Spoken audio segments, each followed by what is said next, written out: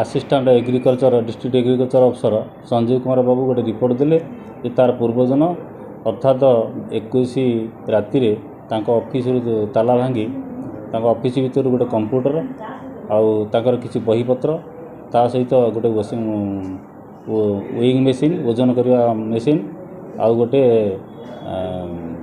printer चोरी होइछि बोली तो या परे संक्रांति गोटे पाराखमुंडी थाना 79/24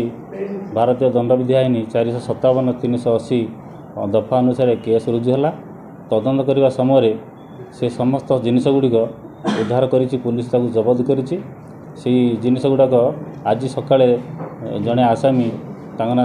साई किरण जहाँकर घर पाराखमुंडी घर मध्य समस्त जिनिस मिलला एवं ताकू आमर नियम अनुसार जबत करा आज आम